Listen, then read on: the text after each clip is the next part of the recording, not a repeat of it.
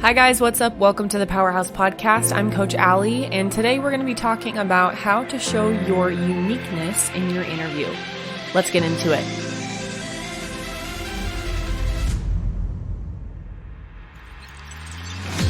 Welcome to the Powerhouse Podcast, hosted by expert coaches Megan Swanson-Rhodes, former Miss Nebraska and Miss Nebraska USA, and Allie Swanson-Mancuso, also former Miss Nebraska and Mrs. Nebraska United States.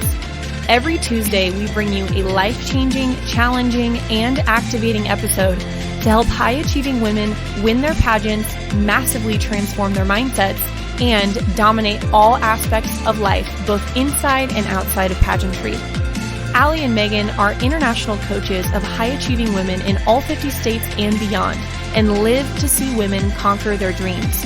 If you are not already a part of our Powerhouse Club, join the fastest growing group of winning pageant queens on the planet, linked in the show notes each week. Now, let's get on to this week's episode. Hi guys, what's up? It's Allie. Welcome to this week's episode of the Powerhouse Podcast. And we're going to talk about showing your uniqueness in your interview.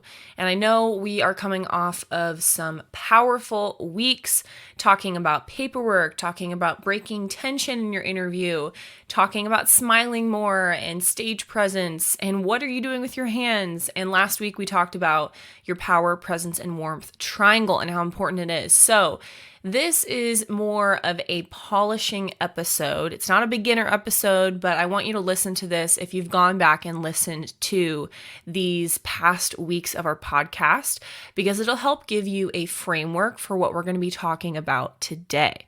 So without further ado, let's get into it today, guys. Expressing your uniqueness in your interview.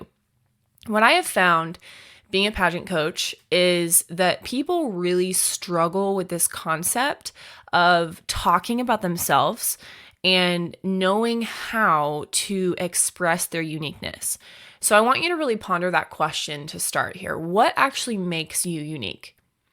A lot of times in pageantry, we can get stuck in the comparison trap of when we are competing, we are analyzing somebody else's walk, their dress, their answers, and we're wondering if we're actually good enough, if we've ranked high enough to win the title or do our best, right? All of those questions are actually the wrong framework, the wrong premise.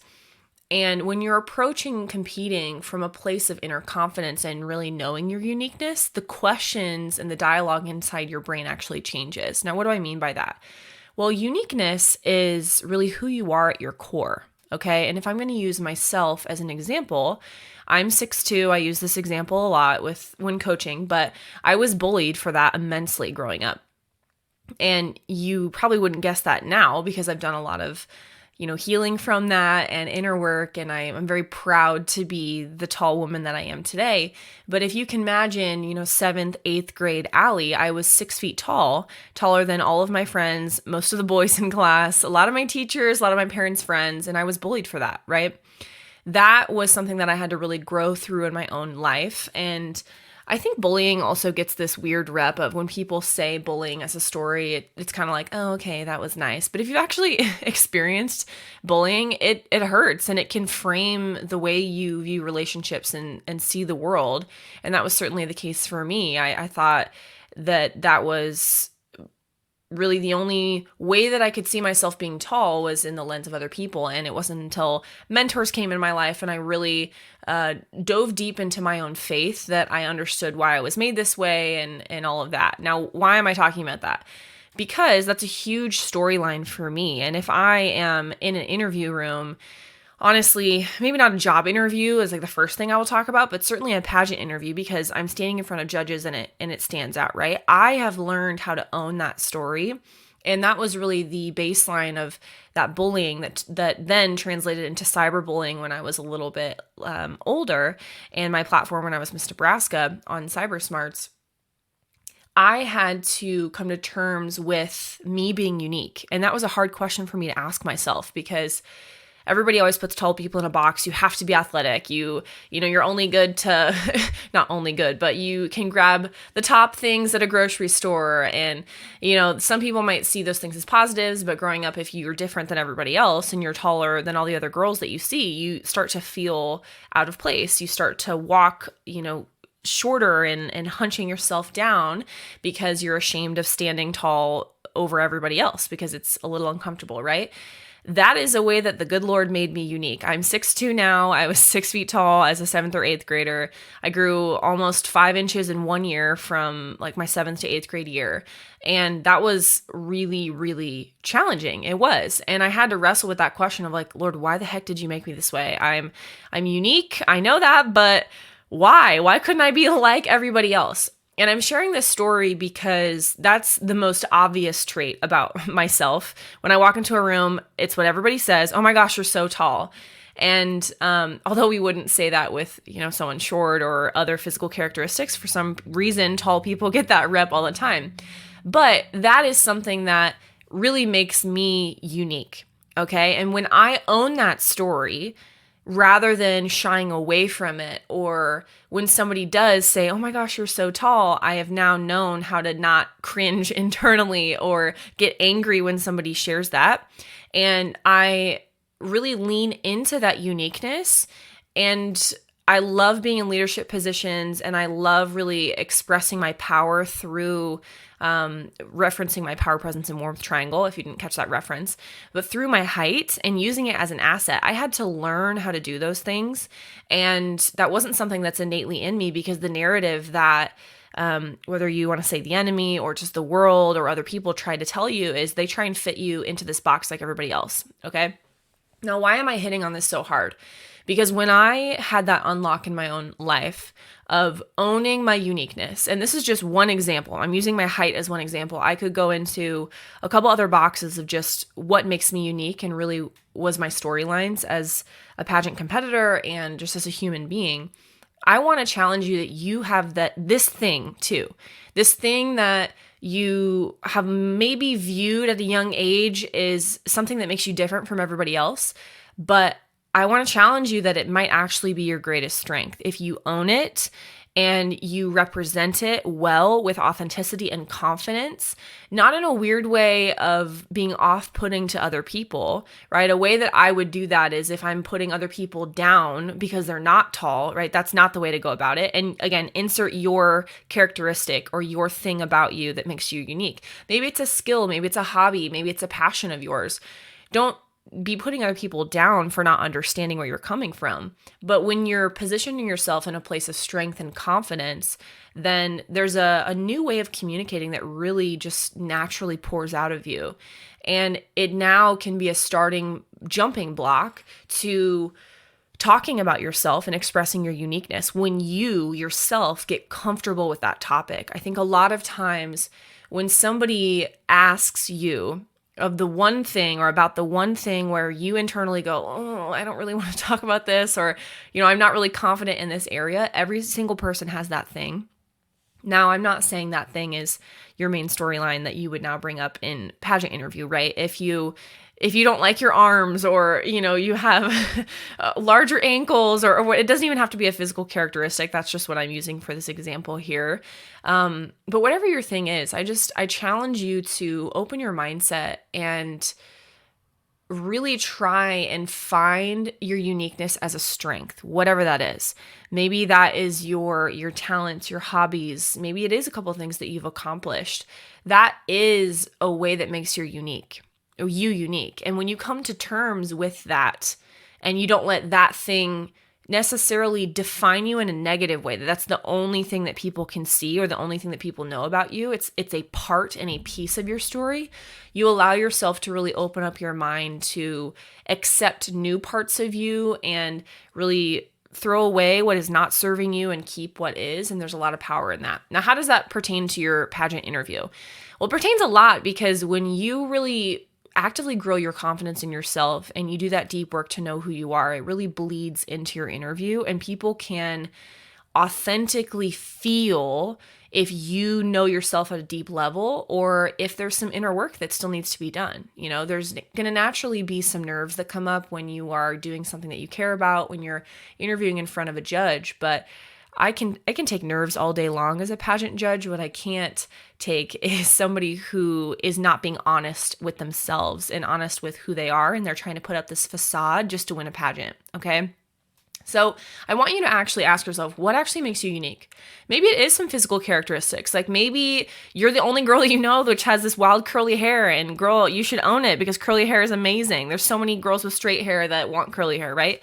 Maybe you are a short girl and you're like, man, I have this stigma that short girls can't win pageants, which is so false. You do not have to be tall or short to win a pageant. Maybe your speaking voice is something that makes you insecure. Maybe, you're the first one in your family to go to college or to do something, and that's a way that you are unique. Maybe whatever that storyline is, right? Everybody listening to this, you have that thing that does make you unique. Have you fully owned, I'll say that again, your uniqueness in this area? Do you feel confident in talking about your uniqueness? Or are you still in the comparison trap of, oh my gosh, I hate talking about this because I'm different from everybody else? Well, guess what, honey? Your differences is what makes you stand out in a pageant, okay? Not in a weird way, not in an off-putting way, because yes, go back to the podcast last week. You have to understand your power, presence, and warmth triangle. To AT, if you're only tapped into one of those three, you are not going to win. I'm sorry. That's the brutal truth. But when you know how to get that point more centered on the power, presence, and warmth triangle, and you know your uniqueness, then you know your storylines, okay? What makes me unique as Allie Mancuso is not just that I'm tall. There are other tall women out there. It's my platform thrown into it, my personal stories that make me passionate about my platform. It's my family, because my family and my husband and my relationship with him are unique, and nobody has the marriage that we do, okay? And that's something that I own in my Mrs. Pageants, is my marriage with my husband, and that's something to be celebrated, right? You have those things. Maybe for you, it's your education that you're seeking after. Maybe it's the advocacy that you have done. That is a way that you are unique. Okay. And I want to end with this. I'm saying this to all my 3s and maybe 8s that are listening to this. You are not your achievements. Okay. You are not your achievements.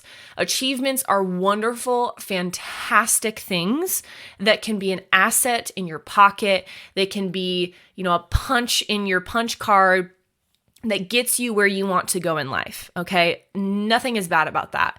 But when we are talking about your uniqueness, okay, your accomplishment doesn't make you unique. The thing that you have done, necessarily all the things that you try to write on paperwork, doesn't make you unique. It's who you are, your identity, your confidence, your personality, your passions, okay? I don't care if you've done 100 appearances in the past week, right? God bless you if that's actually true. But that doesn't make you unique. It just makes you a hard worker, right? But you can express that in different ways. Uniqueness is a question that you have to come to terms with internally. And when you do, when you unlock that and you fully accept yourself for who you are, and you give yourself the opportunity to let others in to your life experience, that's how you truly express your uniqueness in your interview. Because you're not coming in with I know you guys can't see me doing this on the podcast, but you're not going in there with your fists up ready to go in for a fight, or you're not walking in with a glass wall in between you and the judges, hypothetically, right? And people who don't do the deep work of really knowing who they are and what they bring to the table have that posture, and a judge can sniff that out a mile away, okay? And that's why knowing and embracing your faults, your strengths, your fears, and the things that you've walked through in your life is what makes you unique. And honey, that is a beautiful, beautiful thing. It really is. And when you allow yourself to accept the good, bad, and the ugly, and how you've turned it into a strength, and you have that be your stepping stone for where you want to go to the future, that's a message that connects with people. And the more you own that, the more you truly believe that, then expressing that, how you communicate in your interview is going to just flow so naturally, flow like honey out of that interview, okay? It truly will. And people can say, oh, you just need more confidence all day long. We hear that a lot of times in the pageant community. That's not necessarily what I'm talking about. Do you need confidence? Yes, you do. But it comes from an inner knowing of truly believing in yourself and truly saying, I am comfortable in my own skin, in the way that I was made, in the good, bad, and the ugly. I know my weaknesses. I know my strengths. I do have goals. And this version of me, which I am putting forward and believe in 100%, is what you get to see, judges, in this interview. And I cannot wait to express my uniqueness. That posture oozes out of you in every single pore in your interview. And that is just so attractive to a judge. That's the it factor that people latch onto. Again, not in a weird way. You're not trying to overly impress them or schmooze them or, be this weird boardroom CEO and lose all your warmth. Like, again, go back and listen to that podcast too. But you can be the weird, quirky girl. You can be the soft-spoken, powerful person. You can be whatever attributes you are naturally. And when somebody owns their personality, when they leave that interview room, I'm just left like, man, I was intrigued that whole time. Man, I could just talk to that girl forever. And if that's the last impression that you're leaving to a judge, then I know that you uniquely expressed who you are and you own that at a deep, deep, deep core level.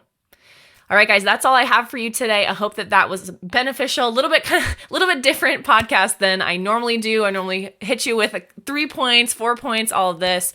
But I really just wanted to hit on this topic of uniqueness because I get questions about it a lot. And it's so powerful when you choose to believe in yourself, when you own the past, present, and future, and you allow yourself to express that in an interview. So thank you guys so much for listening to the Powerhouse Podcast. I will see you next week. Hey guys, before you hop off, I wanted to talk to you really, really quick about an event that's coming up in a couple of weeks here.